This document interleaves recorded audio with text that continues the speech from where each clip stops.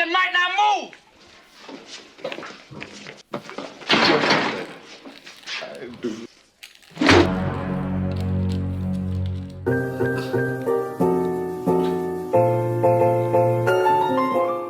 Rebahaners, dimanapun kalian berada, bagaimana kabarnya? Kembali lagi bersama saya John, sedang tidak still in the house. Salah satu film yang akan menunjukkan bahwa keadilan, kejujuran, dan anti korupsi masih ada adalah Brubaker tahun 1980 ini, di mana kisah akan berfokus pada sebuah penjara yang penuh dengan kejahatan seperti kekerasan, korupsi, ketidakadilan, dan lain-lain. Muncullah seseorang yang istimewa yang akan merubah itu semua. Penasaran dengan cerita-cerita penjara seperti ini? Saya pastikan akan sangat seru sekali. Jadi langsung saja pasang handsfree, simetriskan pucuk serbahan, kencangkan celana orang di sebelah Anda. Selamat menonton dan mari kita katakan bersama-sama passwordnya 1, 2, 3. Cekicrot.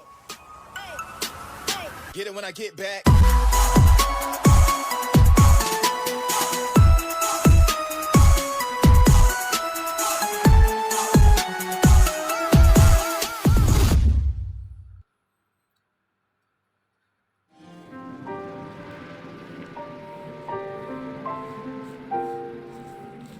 Berlatar pada tahun 1980, cerita dimulai dengan memperlihatkan para narapidana baru yang dibawa menggunakan bus penjara menuju ke sebuah penjara bernama Wakefield, di mana para tahanan baru ini langsung disambut oleh pemandangan tak mengenakan ketika beberapa sipir sedang menangkap seorang napi yang mencoba kabur dan kondisinya terlihat sekarat setelah ditembak oleh para sipir tersebut. Wakefield prisoners, baby. Same as us. One of you kinds trying for parole?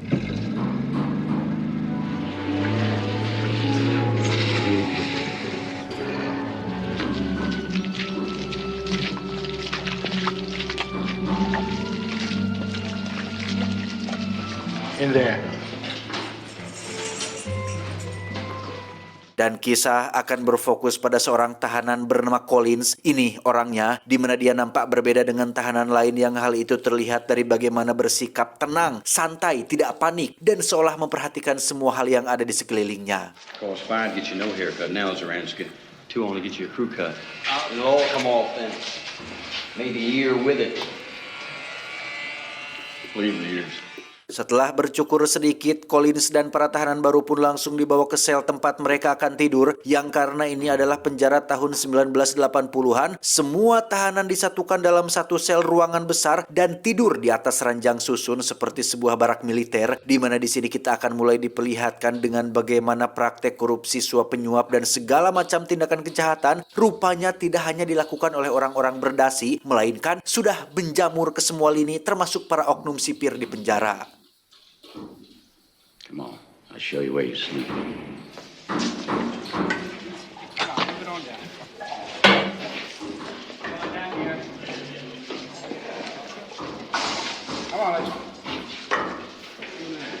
Colin sendiri mendapat ranjang yang sudah rusak sehingga dia harus survive dengan mengakali ranjang tempat tidurnya, yang pada saat bersamaan Colin diperlihatkan dengan satu tahanan senior yang membayar seseorang untuk bisa menggadabah tahanan baru bernama Ujang yang tentunya masih belia dengan bol yang masih ranum.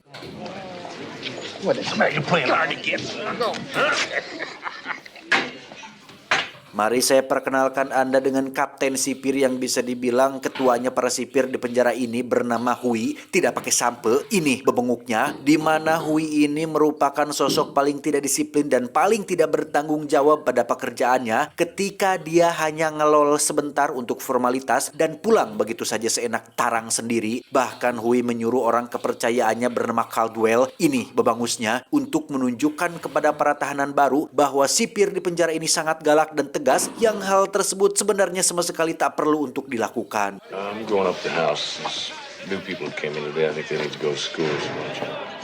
Mr. Caldwell. Dan ya, sesuai perintah dari Kapten Hui, Caldwell meminta satu tahanan untuk maju ke depan, yang mana secara tidak puguh-puguh alias tidak punya salah apapun, si tahanan pun ujug-ujug dicambuk menggunakan sabuk tepat di hadapan semua tahanan yang ada di sana. I said move. I ain't got all fucking night. Now move! I didn't do nothing. And what's that? Oh, my God! What's that? Five Right here! Six cab! Oh, my God! Open the gate, Otis. The hell you looking at? Keesokan paginya, si tahanan itu pun akhirnya dilepaskan setelah semalaman digantung berdiri pada jeruji besi, sementara untuk Collins dan para tahanan dibawa ke ladang untuk mencangkul di tanah aset milik penjara ini. Get yourself cleaned up, boy. Move it out! Move out! I get the clean. Tiba waktu istirahat, terjadi sedikit insiden ketika seorang napi muda digoda oleh napi senior hingga terjadi keributan di mana si napi muda pun diminta untuk maju ke depan dan justru harus disiksa karena dianggap telah memicu keributan. Hey, baby. Coming to see me tonight, I think he's blushing. Eat him up, JB. Shut up!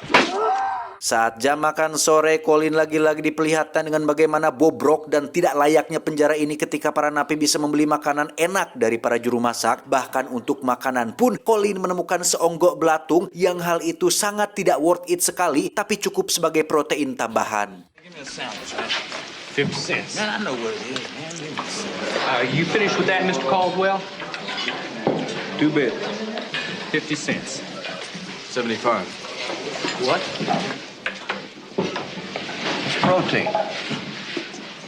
Tak hanya menjadi petani dadakan, para napi di penjara ini pun dipaksa bekerja di sebuah pabrik kayu milik seorang pengusaha lokal yang sebenarnya tidak punya izin resmi untuk menggunakan jasa napi penjara, di mana Hui meminta Collins dan beberapa napi untuk ikut bersamanya mengantarkan daging pesanan hasil ternak aset penjara ini. Where you going with those boys? I gotta get this stuff milled and sorted today now. Entah kemana mengalirnya hasil keuntungan dari semua aset penjara di sini. Apakah para napi mendapat bayaran atau semuanya masuk ke dalam dompet para pejabat? Entahlah. Hui justru malah asik menemui seorang gadis pengencirit ketika Collins dan yang lain sedang memindahkan daging ke kafe tersebut. Where's Carol at? Back at the house. Steers. I know, Pink. I'm sorry. I just couldn't do it this week. Hey, Brother's got you working.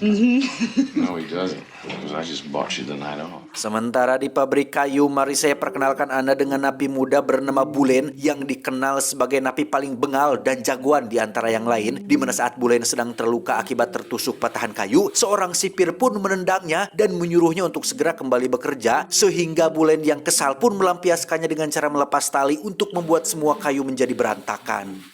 the hell you doing, Bullens? Get up on those logs and stop moving them. You move, man.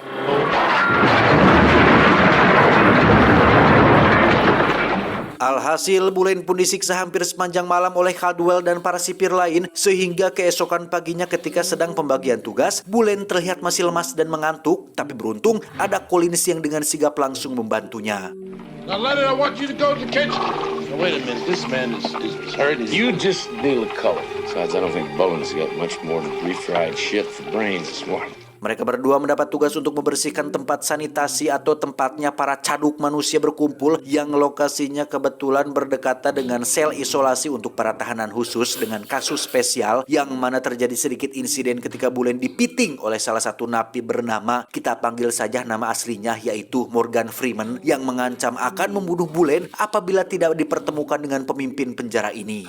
I can hear his neck snapping. I hear his neck snapping. Aduh.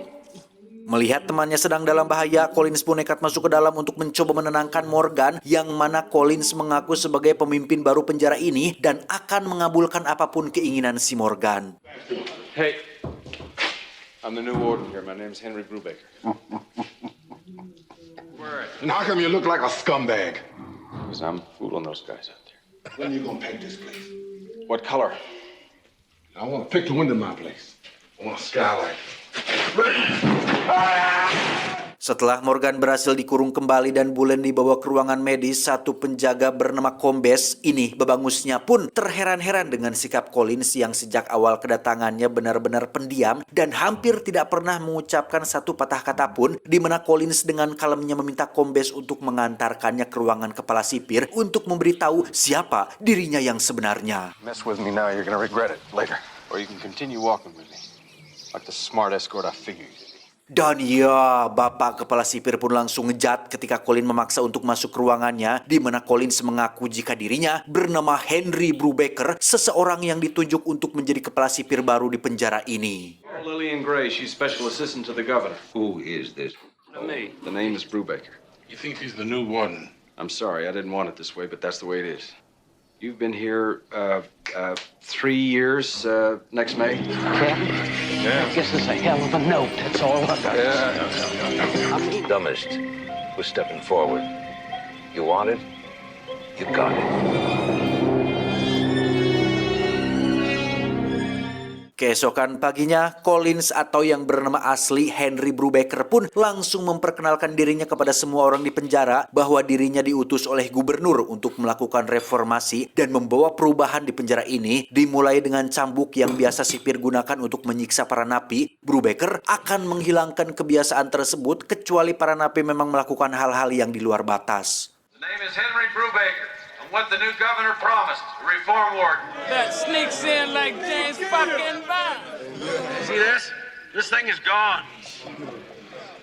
Siang harinya datanglah seorang wanita bernama Lillian Gray yang merupakan asisten gubernur sekaligus sahabat dekat Brubaker, sehingga semua sipir dan para admin di penjara ini pun semakin ketar-ketir dengan fakta bahwa kepala sipir baru mereka sudah mengetahui tentang kebobrokan dan kebusukan di penjara ini, sampai-sampai admin penjara bernama Purcell ini babangusnya pun dengan gelagapan menjelaskan tentang kualifikasinya dalam pekerjaannya, berharap Brubaker tidak memecat atau mengganti posisi pekerjaannya saat ini. What are you in for, Purcell?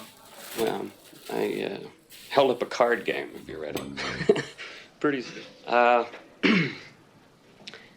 been the warden's clerk here for 8 years. I know it. Anyway, you need something. I'm your man, okay? Tak seperti pejabat atau pemimpin yang suka mengelur waktu dalam menjalankan tugasnya, Brubaker langsung membuat peraturan baru bagi para napi khusus supaya mereka dibiarkan keluar setiap 1 hari sekali, yang hal ini sudah cukup membuktikan bahwa Brubaker memang diutus untuk melakukan perombakan besar-besaran di penjara yang penuh dengan kebobrokan dan kebusukan ini. Come on.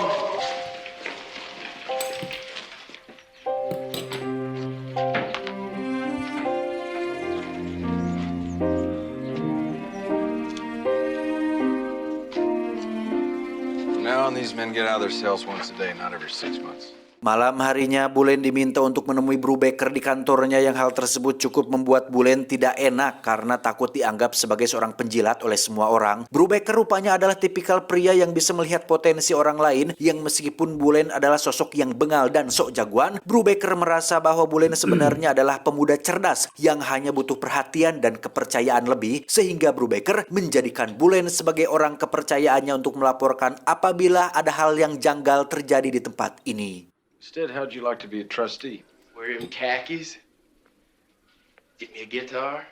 Setelah menemui Bulen, Brubaker pun langsung menemui kombesi penjaga untuk datang menemuinya, di mana Brubaker benar-benar bertanggung jawab atas tugas yang diamanahkan kepadanya dengan mengurangi jatah istirahat pribadinya dan terus saja bekerja sampai malam hari dengan menyuruh kombes untuk mengganti penjaga menara dengan orang yang lebih kompeten di bidangnya. I want only murders up there. One-time impulse killers. You're in for murder, aren't you? I thought that you asked me to come up here so you could do it. Trying to cover yourself both ways. Right? Saat itulah mereka berdua dikejutkan dengan laporan mengenai atap roboh yang terjadi di ruang para tahanan, di mana beberapa napi mengalami luka parah akibat tertimpa reruntuhan, sehingga Brubaker segera menghubungi pihak rumah sakit untuk mengirimkan ambulan dengan jumlah yang banyak. What do you mean call the state hospital? You're 20 miles closer. I've got one station wagon. I can't put them in open trucks. All right. An hour. Why? Why? All right, I'm counting on that. 2 ambulances. Yeah, thanks. That's a lot. Saat sedang kesal itulah Brubaker dibuat semakin emosi tatkala seorang napi nyeletuk bahwa dirinya sudah tidak punya uang lagi untuk berobat, yang ternyata dokter di penjara ini suka menagih biaya pengobatan kepada para napi, padahal semua napi penjara berhak mendapat pengobatan secara gratis dan dokter sudah digaji untuk mengobati semua napi, sehingga jangan salahkan Pak Setia Novanto apabila Brubaker menjadi murka, mengusir si dokter keluar hingga membuat semua orang yang berada di ruangan tersebut terdiam untuk sejenak. I said I can't afford no more. Shut up. With You mean to tell me you're charging for medical attention? It's over, doctor. Get your ass off this farm.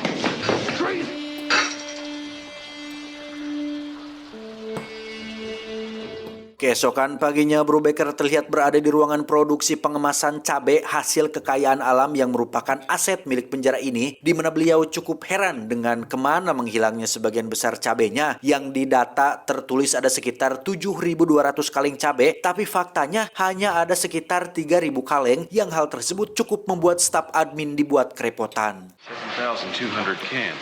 Divided by 50 trustees, I got 144 cans. Are you alive, Wallace? No, sir. You to find out just where in the hell all the food is going around here. Saat itulah muncul si pengusaha kayu yang datang membawa kue coklat sebagai, kalian tahulah, semacam sogokan atau pangleleur untuk menyenangkan hati kepala sipir baru. Namun Brubaker yang anti suap pun dengan tegas menolak pemberian tersebut, sekaligus menghentikan kerjasama yang selama ini sudah berjalan. We're not sending any convicts to you anymore, Mr. Woodward. That's slave labor. The people around here don't ostracize this prison. We accept it. Take that cake. Now the point ain't whether you like prune. Count your own wood pile, Woody. I'll fix my own roof. Malam harinya, seluruh napi dan para sipir di penjara ini kembali dibuat heran sekaligus kagum dengan sosok kepala sipir baru mereka yang begitu merakyat tanpa adanya kamera yang merekam untuk pencitraan, di mana Brubaker tidak ingin merasakan masakan enak, sementara anak buah dan para tahanan di penjara ini memakan makanan biasa yang ada belatungnya.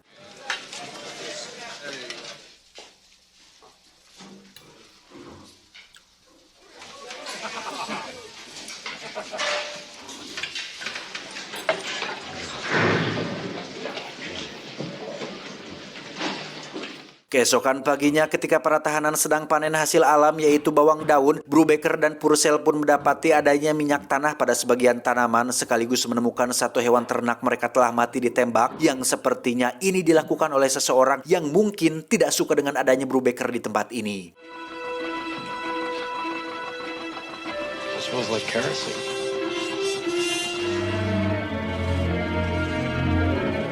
This animal's been shot. You know anything about it?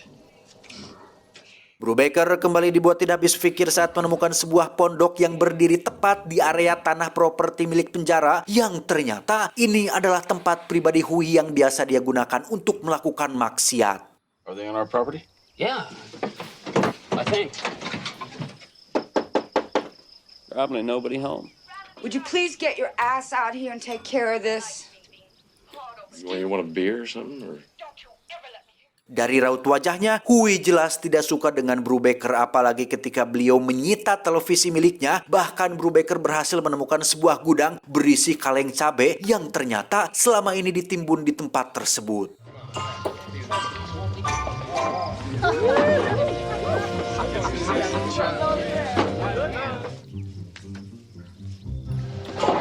Hey, this is chaos. How are we supposed to handle purchasing without Willits? Huey, glad to see you back. Something real funny about that, isn't it, Floyd? Yeah. Get your stuff and get out of here, Floyd. I gotta move in here. This is mine now. Yang menarik adalah Brubaker benar-benar menggunakan kekuasaannya dengan sangat baik ketika dia dengan tegasnya membakar pondok tersebut karena dianggap tidak bermanfaat dan menyalahgunakan tanah properti milik penjara, yang hal tersebut membuat semua sipir merasa bahwa Brubaker adalah sosok yang sangat berbahaya dalam konteks yang positif. He's crazy. He's dangerous. Somebody needs to stop him. Karena sulit untuk bisa melakukan perubahan oleh hanya satu orang saja, Brubaker pun melakukan voting untuk membentuk sebuah dewan yang terdiri dari para narapidana itu sendiri untuk membuat sebuah rules atau peraturan baru tentang apa yang mereka inginkan dan apa yang tidak diinginkan, sehingga para narapidana memiliki hak untuk berbicara alias free of speech sebagai bentuk demokrasi bagi semua orang yang ada di penjara ini. Something wrong? Don't know exactly where to start here, Mr. Brubaker. I think living facilities are important, you know. Toilets and beds and such like.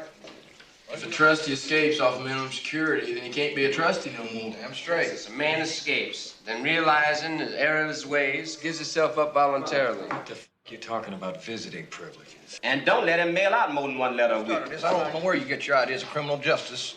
Up your ass, I believe. Hey, come on! Saat sedang rapat paripurna itulah muncul seorang napi bernama Abraham yang merupakan tukang bersih-bersih penjara yang sudah 38 tahun berada di sini. Menyadari Brubaker menerapkan kebebasan untuk berbicara alias free of speech membuat Abraham akhirnya berani untuk menceritakan tentang sebuah fakta atau rahasia yang disembunyikan oleh penjara ini, yaitu mengenai 200 jasad manusia yang telah menjadi korban kekerasan dan pembunuhan yang dilakukan oleh sipir lama di penjara ini. Chop them up in tiny little pieces and take them for a walk down in them shadows. I stuck them in close at the fence where all them other boys are dead and buried at night. Abraham, are you talking about the bodies that are supposed to be buried here on this farm? I know exactly where they lay. I was a coffin maker. Hari itu juga, Brubaker langsung pergi menuju gedung pemerintahan untuk melaporkan tentang hal tersebut. Sementara untuk Abraham, dia dipanggil oleh Hui ke ruangannya yang ternyata Hui adalah satu dari sekian banyak pelaku yang terlibat pembunuhan, sehingga dia memutuskan untuk membunuh Abraham alias saksi kunci dengan cara disetrum secara manual.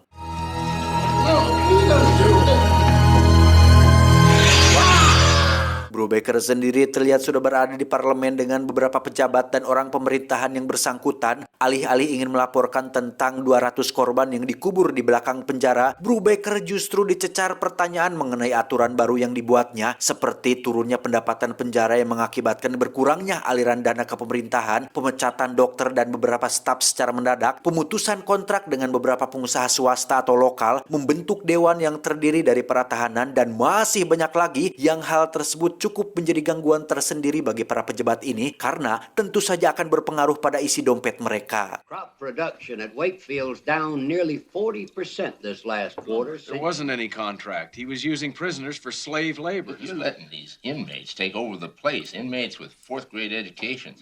Well, what the hell are we paying you for? All right, hold on. It's your job to listen to the people who pay your salary. No, sir, it is my job to reform a prison. Sungguh aneh memang, Brubaker yang dibayar dan ditugaskan untuk melakukan perubahan justru malah diserang oleh para pejabat itu sendiri, padahal niat Brubaker hanya ingin menegakkan keadilan, memanusiakan manusia, menunjukkan hal yang benar, menyingkirkan orang-orang yang tidak kompeten, memprioritaskan kejujuran dan menghapus perilaku korupsi, suap penyuap, dan lain sebagainya. Justru para pejabat ini seolah merasa takut dengan keberanian dan ketegasan Brubaker dengan menyerang balik visi dan misi baiknya tersebut. Terdengar familiar? So do I. We all better have a little food and calm down. Keesokan paginya, Brubaker yang terbangun di teras kantor pun langsung dikejutkan dengan sosok tubuh manusia yang tergantung di tiang bendera, yang setelah memerintahkan anak buahnya untuk menguburkannya secara layak, Brubaker pun langsung masuk ke kantor yang di situ sudah ada alat setrum manual yang digunakan untuk membunuh Abraham, yang hal ini sudah pasti sengaja dilakukan oleh si Hui berdebah itu untuk memberi peringatan atas ketidaksukaannya terhadap Brubaker. You're dangerous, man.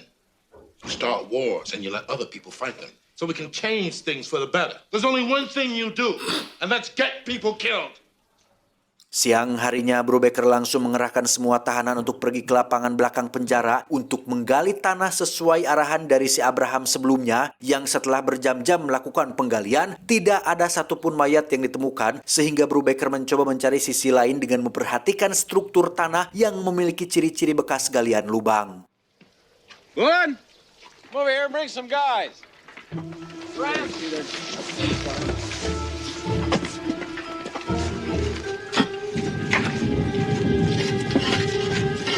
Brubaker going over to this hole.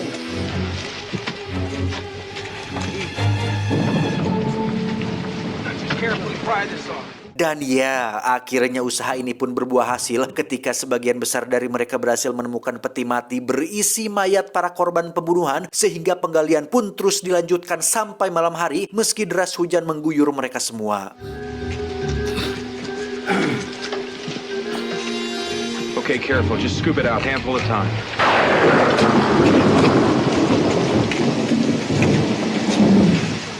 Di penjara sendiri, para sipir terlihat sedang berkumpul, tidak terkecuali si berbah Hui yang terus saja nyerocos memprovokasi semua rekan-rekannya untuk kompak bekerja sama melawan Brubaker, yang mana saat Hui tidak mendapat dukungan dari satu orang pun, dia justru menghina hampir seluruh rekan-rekannya, terutama si Kombes, dengan mengatakan bahwa mereka terlalu pengecut dan lemah untuk melawan satu orang saja.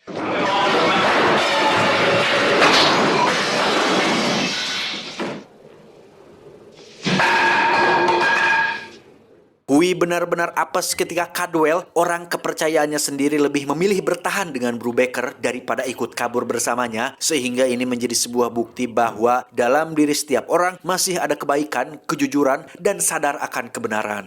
It's time to go. It's time to check out. Well, I figure I'm gonna stick around. Take my chances here.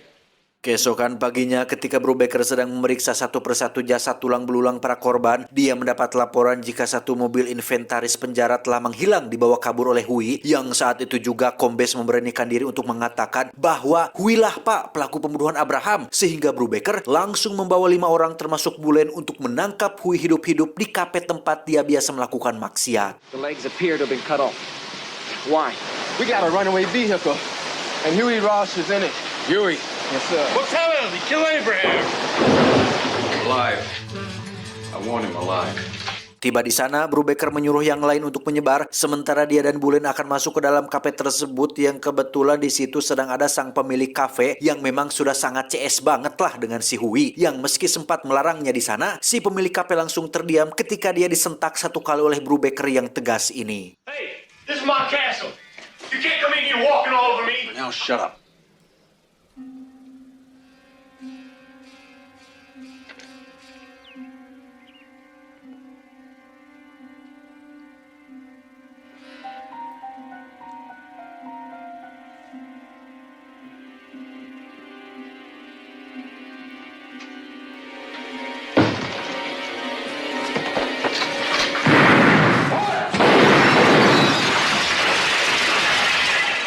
Malangnya nasib si Bulen yang harus tewas dalam insiden ini, tetapi semuanya sekarang sudah berakhir setelah Hui akhirnya berhasil dilumpuhkan dan tidak ada lagi orang yang akan membuat kerusakan di penjara Wakefield ini.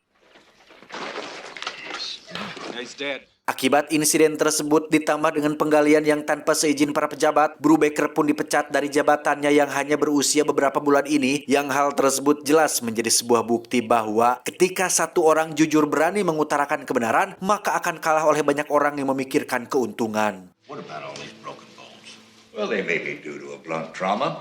Violently crushed to the size of a grapefruit. Paupers don't die in pieces, do they, Dr. Gregory? I have got the forensic expert's report. We're very knowledgeable in this area. It's just not all that clear on that point. How about that, Mr. Brubaker? Any comment on what your thoughts might be? The best way in the future to prevent any trouble or confusion would be the next time a man is sentenced to Wakefield Prison, take him out behind the courthouse and shoot him. Miss Gray can explain. I believe you speak the same language. Tepat di hari kepergiannya, para napi dan seluruh sipir pun terlihat sedang berkumpul untuk mendengar pidato dari kepala sipir baru yang akan memimpin penjara ini. Namun yang menarik dan membuat terharu adalah ketika Kombes berhasil menarik perhatian seluruh napi dengan serentak memberikan sambutan terakhir berupa tepuk tangan yang menjadi bukti bahwa Brubaker adalah kepala sipir terbaik yang pernah mereka miliki selama berada di penjara tersebut. Hey, Brubaker, I'm getting ready to tell you something. You were right.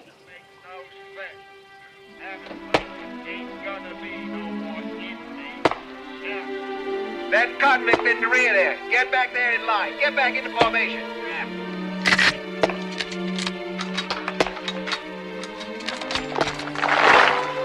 What the hell?